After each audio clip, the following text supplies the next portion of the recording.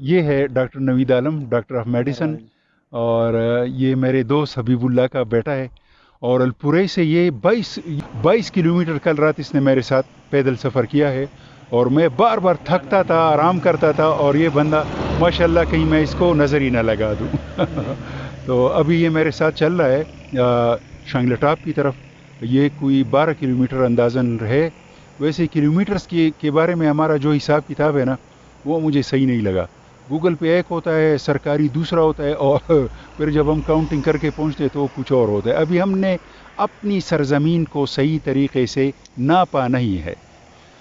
تو انشاءاللہ آج میں شانگلہ ٹاپ پہنچ رہا ہوں، رات وہاں پہ گزاروں گا. مہر دیار خان کا مہمان ہوں، اور کل صبح کوئی 10-11 بجے کے لگ بھگ میں شانگلہ ٹاپ سے ٹریکنگ کرتے ہوئے ملم جبہ جائیں گے. خواجہ خیلہ کے راستے نہیں، ڈائریکٹ ہم ملم جبہ جائیں گے، اور ملم جبہ پہ پھر اس ٹور کا اختتام ہوگا.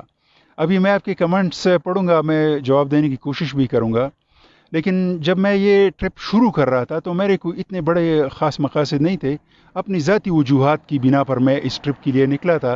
میں شہری زندگی کی مصروفیات سے تنگ آ کے، اور میڈیا اور سوشل میڈیا اور پاک افغان کنفلکٹ اور کرنٹ افیئرز اور ان چیزوں سے ایک بریک لینے کے لیے میں نے سوچا کہ چلو میں نکلتا ہوں، تھوڑا سا اپنی جسم کو بھی آزما لوں گا کہ کتنا چل سکتا ہوں، اور تھوڑی سی واک ہو جائے گی، اپنی صحت کو تھوڑا سا ٹائم دے دوں گا.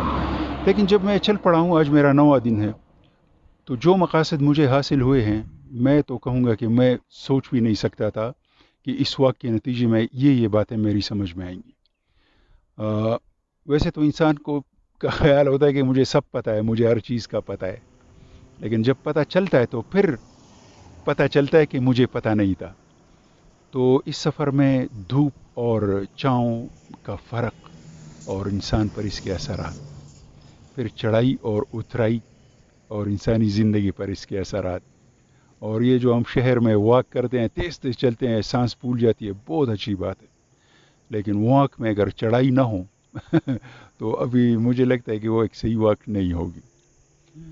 اس کے علاوہ روح اور جسم کا رشتہ، میں تو تصوف اور علم والا بندہ نہیں ہوں، لیکن اس سفر میں نے روح اور جسم کے رشتے کو اور ان کی رہن سہن کو ایسے لگا مجھے جیسے میں دیکھ رہا ہوں کہ کس طرح یہ روح جو ہے نا، یہ جسم پہ حاوی ہونے کی کوشش کرتا ہے، اور جسم روح پر حاوی ہونے کی کوشش کرتا ہے. اور روح کی کوشش ہوتی ہے کہ وہ اس جسم سے کام لے، جسم کو حرکت پہ آمادہ کرے، جسم کو کسی منزل تک پہنچائے. اور جسم جو ہے نا، یہ بہانہ بازی کرتا ہے، کہتا ہے کہ میں تھکا ہوا ہوں، مجھے درد ہے، میرے پنڈلیوں میں درد ہے، میری انگلیوں میں تکلیف ہے، اور آج نہیں کل چلے جائیں گے. اور جسم کی سچویشن سے لگتا بھی یہی ہے کہ یہ بالکل ٹھیک کہہ رہا ہے. تو اس تمام درد کے باوجود جب آپ کے سامنے ایک منزل تک پہنچنے کی لگن ہو، اور آپ اپنے جسم کے ان بہانوں کو اور مطالبات کو نظر انداز کر کے اپنے روح کے تقاضے کے مطابق اٹھیں اور چل پڑیں، تو آپ یقین کریں کہ آپ کے ہر قدم کے ساتھ آپ کا جسمانی درد کم سے کم تر ہوتا چلا جاتا ہے.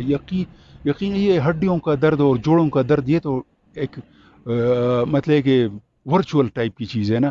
اگر زخم میں درد ہونا تو وہ بھی روح کی بات ماننے سے اس کی تکلیف کم ہو جاتی ہے. تو اس طرح بہت سی چیزیں. تو یہ چھوٹی مسکراہٹ کا کتنا بڑا اثر، یہ میں نے کہ جب میں جاتا ہوں لوگ مجھے دیکھتے ہیں تو میں بھی دیکھتا ہوں. میں تو خیر استاد آدمی ہوں، مجھے تو کوئی پرواہ نہیں ہے، لیکن جب وہ بندہ مسکراتا ہے تو ماحول پر اس کا اثر ہوتا ہے. تو میں اصل میں یہ ساری باتیں اس لیے کہہ رہا ہوں کہ ہمیں ان چھوٹی چھوٹی باتوں سے فائدہ اٹھانا چاہیے، خود بھی اور دوسروں کو بھی ہم بہت سا فائدہ پہنچا سکتے ہیں. ہاں، ابھی میں لنگڑا کر چل رہا ہوں، اور کئی دوستوں کا خیال ہوگا کہ یار یہ تو بہت ہی زبردست آدمی ہے کہ اتنا لمبا سفر اس نے کیا پہاڑوں میں. لیکن آپ کو تو پتہ نہیں ہے کہ میں کس طرح چلتا ہوں.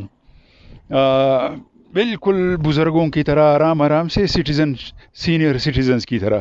کبھی کبھی میں بھول جاتا ہوں کہ میں بوڑھا ہوں، تو پھر میں تیز بھی چلتا ہوں، چڑھائی بھی چڑھتا ہوں، لیکن موسٹلی میں بار بار تھکتا ہوں، آرام کرتا ہوں. اور پہلے دن جو میرے ہڈیوں کا حال تھا، اور پھر دوسرے دن میرا خیال تھا کہ مجھے ہاسپٹل ایمرجنسی میں اطلاع کرنی چاہیے، لیکن پھر میں نے ایک پین کلر کھائی اور صبح میں ایک بالکل نیا آدمی تھا. یعنی جب میں ایبٹ آباد پہنچا تو میں ایک ٹوٹا پھوٹا تھکا ہارا آدمی تھا رات کو، اور صبح جب میں اٹھا تو میں ایک تازہ دم. اس میں ایک آرام کی وجہ تھی اور دوسری وجہ تھی دوستی. جو میرے دوست وہاں مجھے ملے نا، ڈاکٹر اجمل محمود اور انیس احمد خان جدون، تو ان کے ساتھ رابطے سے میرا حوصلہ جو ہے وہ بڑھا. اور وہ جو کہتے ہیں نا کہ بس سفر ہے شرط، تو پھر میں جب سفر پہ نکلا میں سوچ بھی نہیں سکتا تھا کہ مجھے راستے میں اتنے پیارے لوگ، اتنے دوست ملیں گے، میرے پرانے شاگرد جو مجھے بچوں کی طرح عزیز ہے، اور جو مجھے پیار ملا ہے اس کا قرضہ تو میں نہیں اتار سکتا. جو احسان کیے ہیں مجھ پر ان بچوں نے، میرے دوستوں نے، تو اللہ ان کو جزائے خیر دے. لیکن میں یہ کہہ رہا تھا کہ میں یار چلتا ہوں اسپرٹ سے، جسم سے نہیں. تاسمنگ تو لاڑے یہ السلام علیکم. السلام علیکم. السلام علیکم. سفر سے گئے جی یہ دوست یہ راستے میں رکے ہیں اور ان کو یہ اس ویڈیو ولاگ کے بارے میں پتہ ہے. تو اچھا آپ اپنا تعارف کرو پھر. گل رحمان بڈرام سے. بڈگرام سے جی بڈگرام. مہربانی ډیر یادګار نه دی بشام سره خوایي پیاده را روانم که په ګاډي کې پیادل وایي دا بعضې مرګرو شک دی چې موږ داسې ګپ دی. جی نه جی خو لارې سیکونه دیجیے کہ تاسو نظر ولګي. تھینک یو ویری مچ، بہت بہت شکریہ. ابھی ہمارا لائیو ویڈیو چل رہا ہے. Thank you. السلام علیکم. السلام علیکم. السلام علیکم.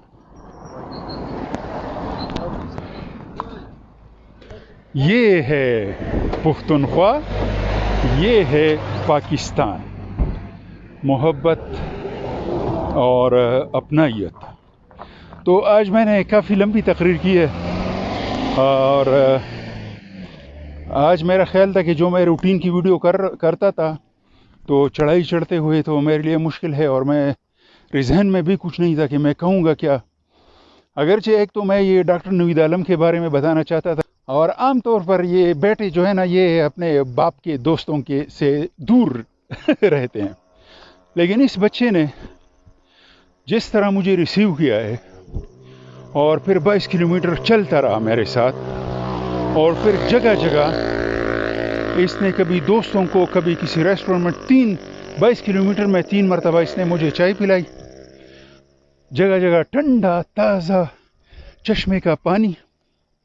ایک جگہ میڈیکل سٹور پہ رک کے اس نے پانی میں کیلسی ڈالا، اس کو پی کے مجھے لگا کہ میں بالکل تازہ دم ہو گیا ہوں. تو پھر جب ہم ان کے حجرے میں پہنچے تو نوید عالم کہہ سکتا تھا، میں نے اس کو بار بار کہا کہ یار آپ کیوں میرے ساتھ 22 کلومیٹر چلتے ہو، بس ملاقات ہو گئی، تم گھر جاؤ اور میں آتا ہوں. لیکن یہ اپنی خوشی سے میرے ساتھ چلتا رہا. اور پھر جب گھر پہنچے تو اس نے پانی کی بالٹی میں بہت سارا نمک ڈال کے مجھے کہا کہ اپنے پاؤں اس میں ٹکورو، اور اس پر بس نہیں کیا. بعد میں زیتون کا تیل گرم کر کے اس میں نمک ڈال کے اپنے ہاتھ سے میرے پاؤں کی جو سوجی ہوئی جگہیں تھیں یا جو چھالے پڑ گئے تھے، اور اب بھی یہ میرے ساتھ. تو ایسے سعادت مند بچے، ایسی اولاد پہ اللہ کا شکر کرنا چاہیے. اور اگر کسی کی اولاد اس طرح سعادت مند نہیں ہے تو اس کا یہ مطلب نہیں کہ آپ زبردستی کر کے اس کو سعادت مند بنا سکتے ہیں. یہ اللہ کی دین ہے. اگر آپ کو اپنی اولاد سے شکایت ہے تو ایک تو اپنی توقعات کم کر دیں، اور اس سے کچھ حاصل کرنے کی بجائے اس کو کچھ دینے کی کوشش کریں. اور دعا کیونکہ تقدیر اور طبیعت اور فطرت سوائے اللہ کے اور کوئی نہیں بدل سکتا، اور اللہ بدلتا ہے دعاؤں سے۔ اچھا، ایک اور انٹرسٹنگ بات پاؤں کے چھالوں کے بارے میں۔ آج میں نے اپنے پاؤں کی کچھ تصویریں بنائی ہیں، تو یہ تصویریں اگر میں کسی اور کے پاؤں کی دیکھتا تو میں کہتا کہ خدا کی پناہ، اس سے پاؤں کے ساتھ سفر کرنا تو ناممکن ہے، یہ بندہ جا کیسے رہا ہے؟ لیکن انہی پاؤں کے ساتھ ابھی میں جا رہا ہوں، مجھے کوئی درد، کوئی تکلیف نہیں ہے۔ اس میں یقیناً زیتون کے تیل اور پانی ٹکور چیزیں ہیں، ان کا رول ہے، لیکن وہ میں نے بتایا نا کہ جسم کے پاس بہت سے عذر ہوتے ہیں کہ میرے پاؤں میں چھالے ہیں، میں تھکا ہوا ہوں، میں نہیں جا سکتا، آرام کرتے ہیں۔ اور اسپرٹ، روح کہتی ہے کہ بھائی جان یہ آرام کرنے کی جگہ نہیں ہے، آپ اپنے منزل پہ پہنچو، وہاں بہترین آرام کرو گے۔ اور روح اس جسم میں زندگی کی نئی لہر دوڑاتا ہے، جسم کو اٹھاتا ہے اور جسم کو پھر پہاڑوں پہ چڑھاتا ہے۔ تو میرے خیال میں آج کافی گفتگو ہوئی، اور جو ویڈیو میرے دل پہ پڑا ہوا ہے کہ کیا بناؤں گا اور کیا کروں گا، تو میرے خیال میں وہ کمی پوری ہو گئی۔